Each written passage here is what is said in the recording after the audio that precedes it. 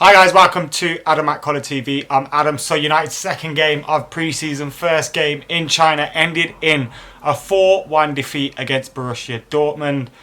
Oh, what happened there then? All that confidence going into the game. Obviously, it's only pre-season, man. I've been seeing a lot of people going into a little bit of a meltdown, mainly opposition fans, but I mean, just relax. It's pre-season. Remember the pre-season in LVG's first season? Remember pre-season last year? They were quite good and the season didn't go to plan. And Jose Mourinho would rather make these mistakes now than later. Also, Dortmund being into their 5th or 6th game of pre-season obviously helped them a little bit more. They're further along in terms of match fitness, match sharpness, and working on their tactics, etc. So, you know what?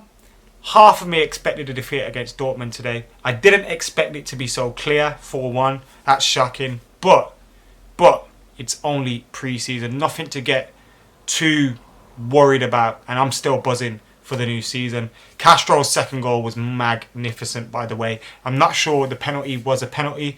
To be honest, I'm not sure if it was handball. I've only seen it once or twice during the game and I haven't watched it back since. But my first reactions were that it wasn't handball. Mkhitaryan obviously getting the goal for Manchester United in his first goal. It was a fantastic pass through to Mata, and then Mata squares it after a great first touch to Mkhitaryan to knock it in. So buzzing for Mkhitaryan that he got his first goal today, despite the fact his performance wasn't the greatest. He obviously played well against Wigan. He wasn't helped today by the fact that Blind and Herrera were totally overrun in that midfield. They didn't have the best of games today. Rojo as well got skinned for their goal, but Castro's second goal was fantastic. And that goal, he skinned Rojo there, and Rojo a little bit poor. And I think Jose will be looking at things like this, maybe performances of the likes of Rojo, Valencia, Blind, etc. Players that he may not be too sure about. Because whilst Blind is a fantastic footballer, is he a left back? Is he a centre half? Is he a central midfielder? There are players that are going to be ahead of him in the pecking order for all of those positions. So he's probably not going to get to start many games. And we have to decide what position.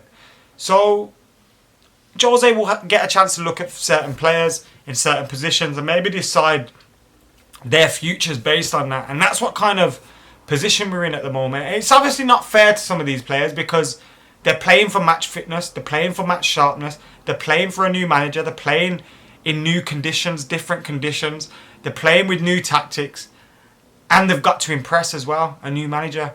So it will be difficult for a few of the players, but ultimately they've got to deal with that, and they've got to prove to Jose Mourinho that they have a place in this team. If they don't do that, and there's only one place they will be going. But overall, I'm not that disappointed by the defeat.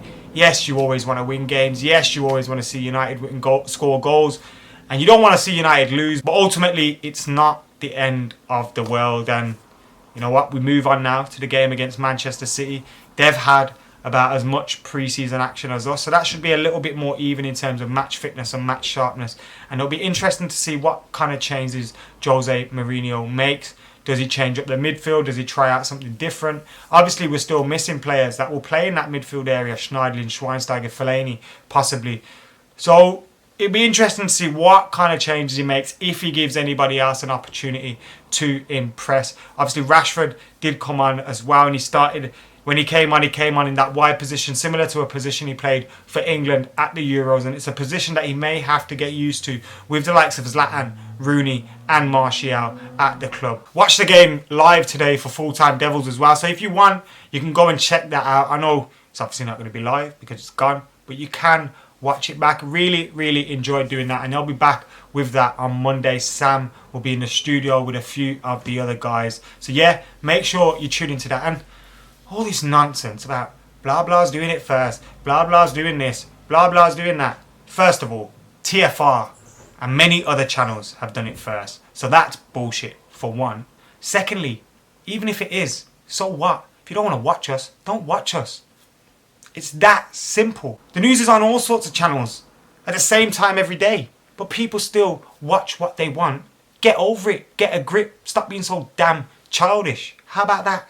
And also, when other people done fan cams, other Manchester United channels, did we complain? Did we? No. So just mind your own business, do your own thing, and it'll be happy days, isn't it? Anyway, Guys, make sure you hit that like button, comment, share, and subscribe. Were you worried by today's performance? Are you not arsed like me? Obviously, it's disappointing, but ultimately, in the grand scheme of things, it doesn't mean a lot. Guys, let us know what you think. Get your comments in below. Make sure you subscribe, like and share. Anyway, for now, I'm Adam McKola, and I'm out of here.